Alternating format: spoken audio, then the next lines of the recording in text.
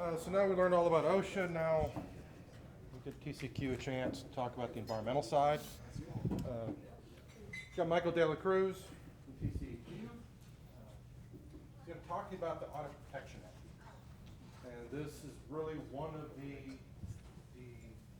things the state of Texas has done that is very beneficial for companies, because it sort of helps you if you're not sure about your environmental compliance, sort of a way to try and get back in without these guys coming in, kicking down the doors and doing stuff like that. So, turn it over to you. All right, thank you. All right. Well, good morning. Again, my name is Michael De La Cruz with the TCEQ. I'm the Air Section Manager in the Enforcement Division, but I also have 4 staff that are handling the Audit Privilege Act for Texas. Again, Hold on a second, Mike. I think we're learning all about Amazon. That's where the problem is. It's those guys. Yeah, I was gonna say, taking over. It's an Amazon technology. it seemed like somebody else trying to use all. Yeah. They're probably seeing our slides. They're taking over everything. Jeez. All I right. don't know what the source is. As I was saying, the Audit Privilege Act covers environmental health and safety, so as OSHA was there, it's probably a program that's available to them as well. But I'm primarily going to talk about the environmental side. So we have the Guide to Texas Environmental Health and Safety Audit Privilege Act, which is available on our TCEQ website. If you go to our main website at tcq.texas.gov, you can, on the search, just click RG-173 if you want to pull up the PDF. It's a free document you can print out. It's not that long, but it's got some really good information. I'm just going to touch on a couple things in there. It's got within the document, it's got the historical background, some guidance documents, and appendices. And appendices C through F is some correspondence we put in there, some examples of notice of audit, disclosure violations, things of that sort to kind of help you out. As far as the historical background, the Audit Privilege Act in Texas began in 1995 under House Bill 2473. It provided incentives for persons conducting voluntary audits to determine compliance with environmental health and safety regulations. Primarily what it's given you is limited evidentiary privilege for certain violations gathered during the Audit Privilege Act, as well as providing immunity from administrative or civil penalties for certain violations voluntarily disclosed. One of the last questions you asked was there a maximum penalty? For air and water and waste violations, our penalties go from $0 to $25,000 per day per violation. So, and we kind of use our penalty policy to kind of help us draft up how much those penalties are. But if you do an Audit Privilege Act, find violations and disclose those, correct those as soon as possible, and you follow our guidance, you'll be granted immunity from all those penalties. So the main thought is to find those violations, fix them, and come back into compliance as soon as possible. Again, there was a change in 1997 when this first came out. The legislators had good intentions to go out there, but we had to come back and do some minor fixes. So that's basically what happened in 97. Did some minor fixes, and we were, especially for air sources, we were coming in under the EPA's Title V Major Source Program.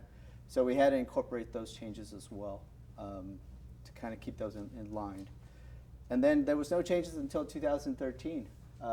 Basically what happened here is we were allowing future prospective buyers to participate under the Audit Privilege Act. And I'll discuss that a little bit further. Within the guidance document, it talks about what are the 3 main submissions that are required. The notice of audit, request for extensions, and disclosure of the violations, and I'll discuss those a little bit further in detail. As far as the guidance the Audit Privilege Act does provide guidance for privilege, and basically talks a little bit more further information about the limited evidentiary privilege under the Audit Act. It also talks about immunity, and there's questions and answers. As far as immunity goes, under the Section 10 of the Audit Privilege Act, basically what we're looking for is a proper notice of audit.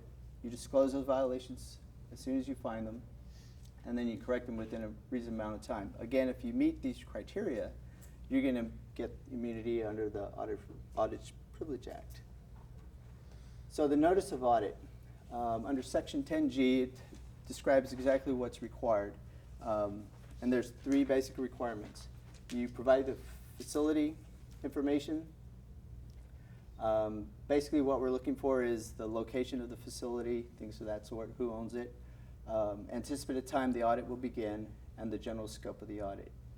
In order to capture all this information with the databases that we run within the TCEQ, we just require a few more pieces of information, such as the customer or legal name of the entity, regular entity name, physical geographical location, description of the entity, time and date the initiation of the audit is going to begin, and the general scope of the audit. And this information has to be submitted to our Deputy Director in the Office of Compliance and Enforcement. If you're not familiar with the TCEQ, what we have is a central registry, which is a big database that maintains all the information from all our permits from air, water, and waste. Most entities that are within that system have a regulated entity reference number, and even the customers have their own customer reference numbers. So we kind of tie that information, and then it also associates all those permit numbers, waste registration, EPA ID numbers, all associated in there. So the more information that we have up front, we're able to identify which exact facility that we're dealing with, and then that way the compliance history benefits are associated to those entities. Time and date of the initiation of the audit is very critical. What we like to see is that notice of audit be submitted before we actually commence the investigation. So if you submit the letter today, what we're looking for is a future date of doing the audit. And probably discuss this a little bit later, but if you submit that date, the day that you're actually going to commence the audit, the problem with you have is if you submit it by mail, we may get it late. So then you run the risk of not getting the immunity, because we have to have that notice of audit prior to commencing the audit. Under the Audit Act, you can provide a notice for multiple audits. So if you want to break out your audits, maybe do focus on air violations, and then come back and do another audit simultaneously and look at your water regulations, and then come back and do another one for water. So if you want to break them up, that's fine. Or you could do one notice that covers all media, all regulations, all permits. Again, under the latest change, under the pre-acquisition audit, there's no requirement to submit the notice of audit.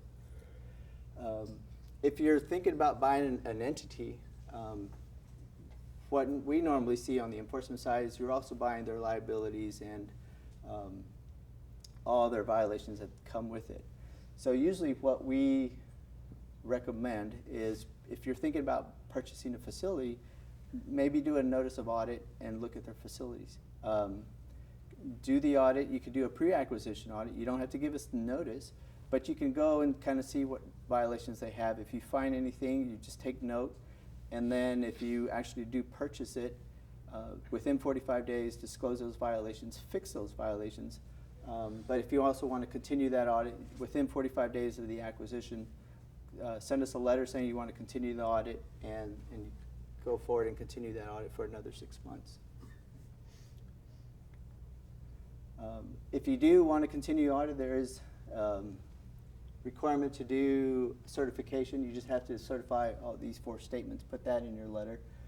Basically what it's identifying is that you had no prior connection to the previous owner or those violations that they created. Just to give you an idea, here's the number of notice audits received within these last fiscal years. Our fiscal years run from September to August. There was a slight spike in 2013. That was especially with the oil and the gas industry, either coming from the Barnett Shale, Eagle Ford Shale, or even in West Texas. So you could see that spike come up, and then in 2016 we saw another big spike.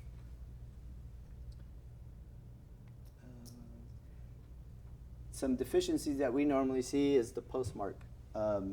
Like I mentioned before, if we don't get that notice of audit prior to the commencement date, normally what we're looking at is a postmark date, not necessarily the date of the letter, because sometimes by the time somebody sticks it in the mail, it's usually maybe a day or 2 days late. So we're looking at the postmark date or FedEx date, things of that sort. We look at the scope, because again, the TCEQ is only, we can only do environmental, we can't do safety or health issues. Those are other agencies within the TCEQ or even within the federal scope. Specific sites and locations are not provided. Again, we're trying to make sure that the facility that you're auditing is the ones that we're looking at, especially if they're not in our central registry database yet, but if they will be, we want to make sure that information matches. Sometimes what we'll notice is, as I mentioned before, there's limited privilege of limited privilege that's evidentiary privilege that's provided on the within the Audit Privilege Act, but sometimes our notices do come in stamped with privilege or confidential. Since we have to process this information and respond to this correspondence, the letters that we provide and the letters that we receive must be made available to the general public. So we're going to post them as public documents into our central file room. But before we do so, we'll also provide a notice back to whoever gave us the letter and just let them know that these are going to be public documents. So a request for an extension. Typically, when you're doing a self-audit investigation, you're allowed up to 6 months unless an extension is granted with a reasonable basis. So if you're getting close to the end of that 6-month period, something came up, change of workforce, something like we happened at the end of August was Hurricane Harvey. So we had a lot of entities come in and say, well, we couldn't finish because of Hurricane Harvey. Provide us notice. What we like to see is about 2 weeks prior, so that way we can process the extension request. And usually we'll allow up to an additional 5 months. But if there's certain circumstances that you need a little bit more time, let us know. We'll try to work with you as much as we can. If you don't need the additional 5 months, you just need a couple weeks or another month or two. Just let us know how much time you need, and we'll work with you and we'll provide a response and telling you what the new due date to submit that or to complete your final self-audit investigation, and then your disclosure timelines and all that will follow that. Again, these requests are provided to our Office of Compliance Enforcement Deputy Director. Again, it's just to make sure that we process it timely. We would like to see those extension requests at least within 2 weeks before the 6 month ends. Disclosure of violations. This is all covered under Section 10 of the Audit Privilege Act. So a person who makes a voluntary disclosure is immune from administrative or civil penalty for the violations that are disclosed. So let's talk about voluntary disclosure. So the next bullets are pretty much going to be, I believe there's like 9 bullets, and they're basically going to tell you what's a voluntary disclosure. But the main thing is promptly upon discovery. So as you're doing your investigation, some entities like to wait till the very end to disclose. But we highly recommend kind of following the Audit Privilege Act. As you're going along and you really know that a violation occurred, write them down and submit a disclosure. It's okay if you submit 10 disclosures for your audit or you submit 1. It doesn't matter to us. But the main thing is protection on your end, because if an investigator happens to come out and find the violation and discovers it before you actually disclose it, then you can't be granted immunity. So that's kind of why we have that first bullet, is to make sure you're covered and you get the protection that you deserve. All disclosures have to be written and certified via certified mail. This is the only, if you notice on the notice of audit and the extension request, they're not required to be certified mail. Just regular mail is fine. But this is the only submission that's required to be submitted certified mail. Not FedEx, not overnight, certified mail. That's the way it's written by the legislature. So until that gets changed, we have to follow the law. And the investigation of the violation was not initiated by a regulatory agency. So if a regulatory agency comes out and does an investigation and they're still kind of looking through their things, or even they submitted a records request, anything that's on that records request, or as they're still trying to formalize their violations, that is probably a violation that you're not going to be granted immunity on because it may have not been disclosed. The only way you would be protected is if we had that disclosure before they initiated their investigation. Again, all violations have to be found during the environmental audit. So if it was something that you knew of before the notice of audit was submitted, that most likely will not be granted immunity. It has to be violations that you're found during your 6-month investigation. You also have to work with the agency. So if we're asking follow-up questions, as long as you're due diligently pursuing the compliance and you're responding to our request for information, you should be covered. Let's see. The violation doesn't result in injury or imminent risk or substantial risk of injury to anyone at the facility or off-site. Usually when we usually apply this one is if there's a spill or there's a release and you didn't follow the notification requirements and the cleanups and things of that sort, you find these violations. These are usually the questions that will be asked, follow-up questions that we'll be asking is, what was the release? What happened? Was there any impacts to human health? Just to get more information. As long as you have all, and you're providing us the information that to our questions, most likely you're going to be granted immunity. But if there was something that occurred that resulted in human health being in danger, then most likely you're not going to be granted immunity. But again, we're not going to know those pieces of information until we ask the follow-up questions and we get the proper answers that we're looking for. Usually with when you're disclosing violations, what we normally see is an addendum to our disclosure of violation.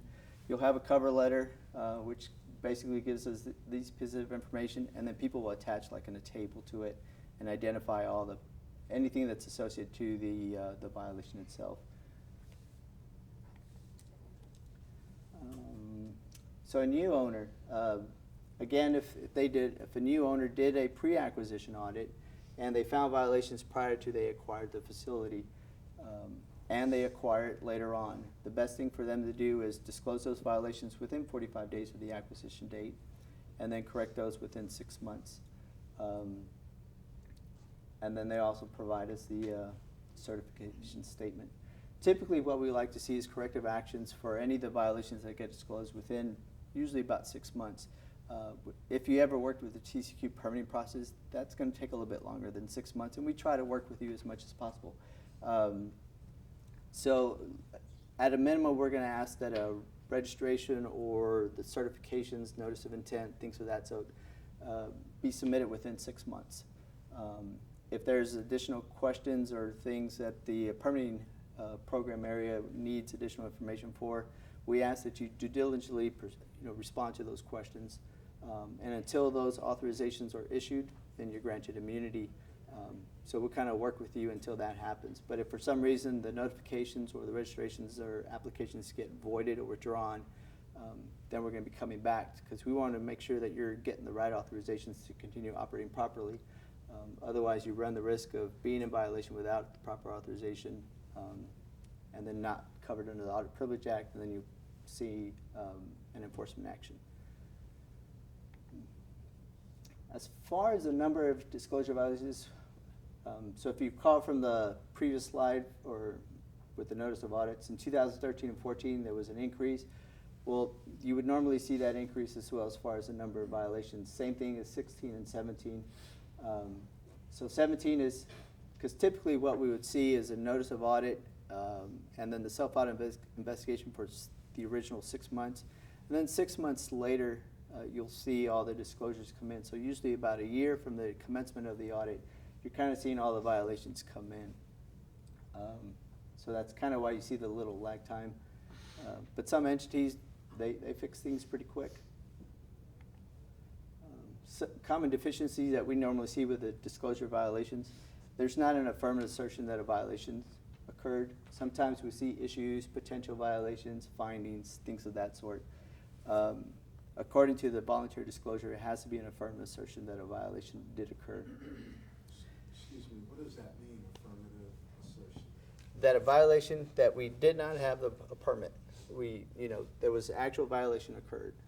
Not, usually when you see findings, no offense to any lawyers in the room, but the lawyers kind of protect themselves and and their clients, and they'll say, well, there was a potential violation or maybe a finding. There was not an actual violation that occurred.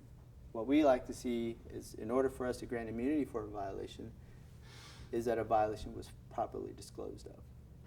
Not like we think. Right, possibly. There could have been.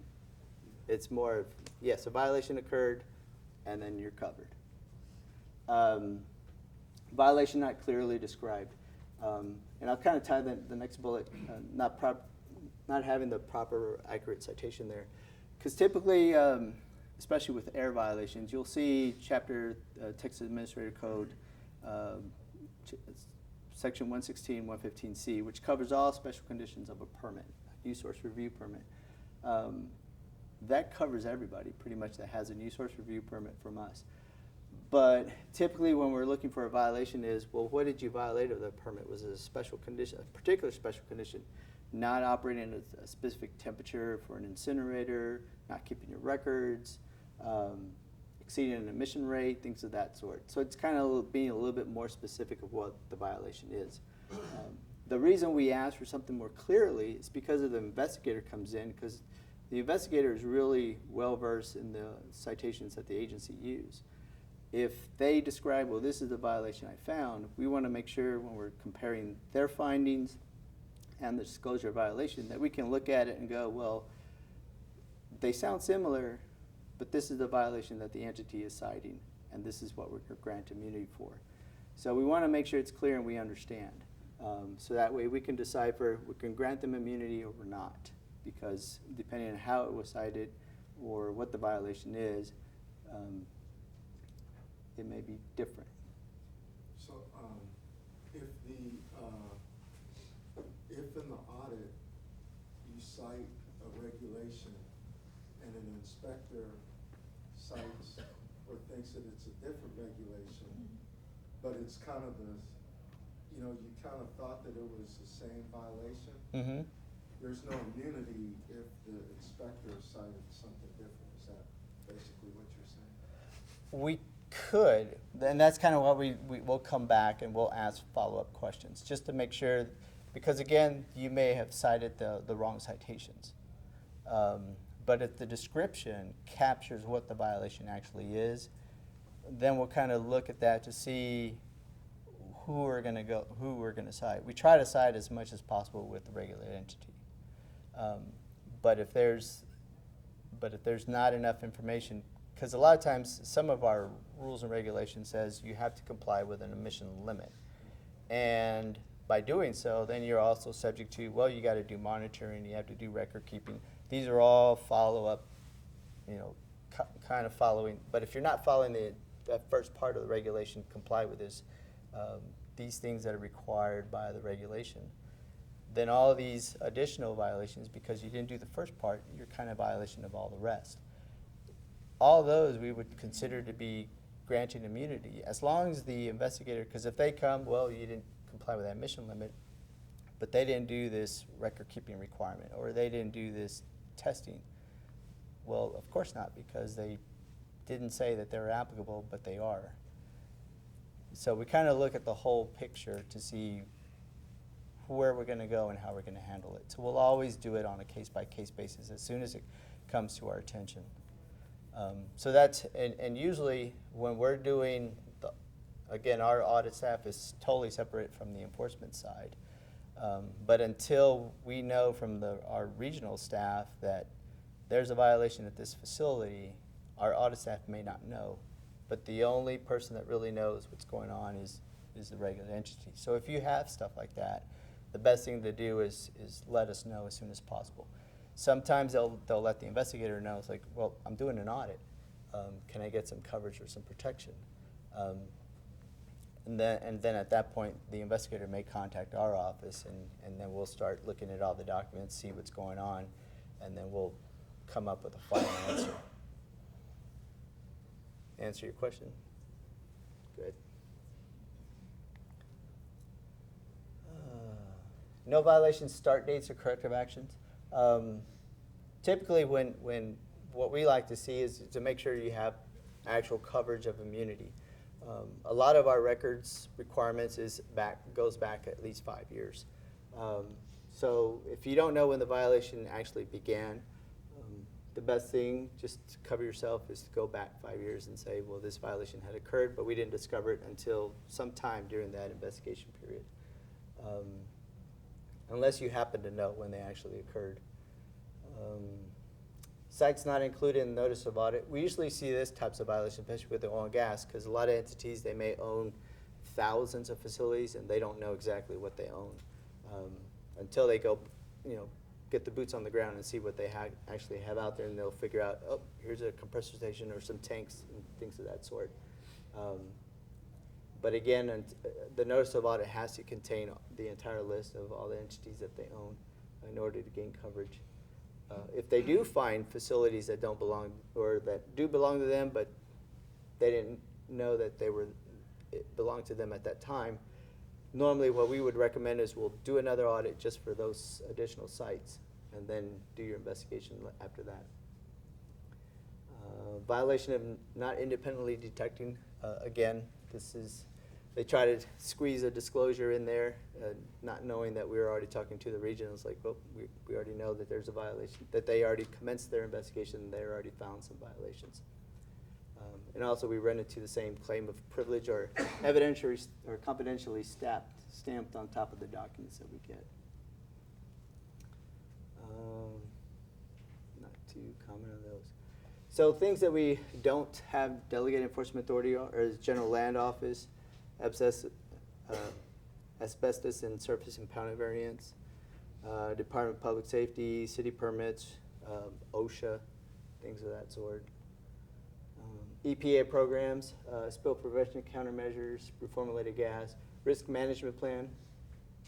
For some, may or may not apply to you, but for Title V or major sources, there is a requirement in the Title V permit to have a risk management plan.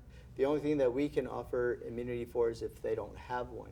However, if they do have the risk management plan and it's not up to date, that's a document or a program that's regulated by the EPA. So they'll come out and do the actual investigation to see if you're in compliance with those requirements or not. And again, CERCLA and EPCA. Toxic release inventory. The agency does monitor how many Form Rs are reported, but that's as far as we'll go if you're not paying the state fee, and I think it's like $25 per Form R. And again, the notice of audits, disclosure violations are not privileged or confidential information, so we'll keep those as public records within our file room at the TCEQ. You'll be granted immunity from administrative or civil penalties as long as you have the proper notice of audit, provide a prompt and voluntary disclosure of violations, and correct those violations within a reasonable amount of time. And if you conduct audits under the Audit Privilege Act and you do have a central the customer reference number and a regular entity reference number in our central registry database, you'll get compliance history benefits for those. And here's so we do have a litigation attorney that helps us out and answer some questions if we need to, and these are the 4 individuals that actually do the administrative work under the Audit Privilege Act. Any questions? Where can you find more information on the risk management plan? The risk management plan, you should be able to go to the EPA's website and just type in that, and then you'll find some more information there. You know the guidelines of what requires it and what doesn't? Off the top of my head, no. Just check the website. Yeah, because it would all depend on, because every entity is different, but I would imagine they have an outline of all the requirements that are there. Anything else? Any other? Yes, sir. Michael, at one time, we had a comment on an audit notice saying that we had included RN numbers under one audit. We had to separate them. And I'm just wondering, what's the current? Can you do multiple RN regulated entity numbers under one audit? I think you can. Yes. You've done other ones where everything's okay. Right. No, you should have multiple. Is it all at one site with multiple All RNs? One site, but multiple RNs, like stormwater and air permits.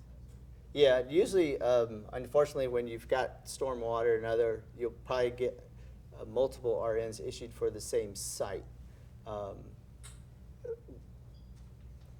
Really what's supposed to happen before an RN gets issued is the TCEQ is supposed to look to make sure there's one RN for the site, and then that's the main one that you'll be using. But unfortunately, sometimes they'll issue duplicate RNs for one site. But yes, you can put all the RNs into one as you're doing the audit, and then maybe doing some cleanup of central registry. You can combine them and get one, merge all the RNs into one RN. But what we'll also do in our correspondence is identify all the multiple RNs in there. Where it does makes a difference is if there's one RN that has more facility ID numbers, such as, because stormwater, you're normally going to have just the stormwater with one RN. But usually all the waste permits and air permits and water permits will all be under one RN, because usually they'll be at the same location. So for the compliance history benefits, a lot of times we'll use that main RN for an investigation just to make sure that you're getting the proper compliance history benefits on that one. Answer your question? Yeah, it did. Can I ask one other Sure. totally separate question? When you give your audit notice, you have 6 months to do the audit, and TCEQ usually says you have like another 6 months to disclose violations. Yes. Can you explain what's the rationale with that extra 6 months? Sure. So if you happen to disclose a violation at the very end, typically we're going to allow you up to 6 months to fix that violation. So, and there's some entities that are a little bit more complicated. So as they're doing their investigation, they may still have to do some additional research to make sure that are they applicable to an NSPS or niche app requirement. So that's going to take a little bit more time to do the research. So typically what we allow is 6 months to do the investigation, and then after that ends, usually up to 6 months to do the final disclosure. So disclosures, again, should be promptly submitted, but we would accept all the way up to 6 months, or even the year after the notice of audit commenced. Just to kind of go, it's a 6 months to do the audit, 6 months after that to do the disclosures, and then 6 months for the corrective actions to kind of mirror that. Any other questions? Great. Thank you. Oh, and there's my contact information if you need anything. Thank you, Michael. All right, we're going to take a break.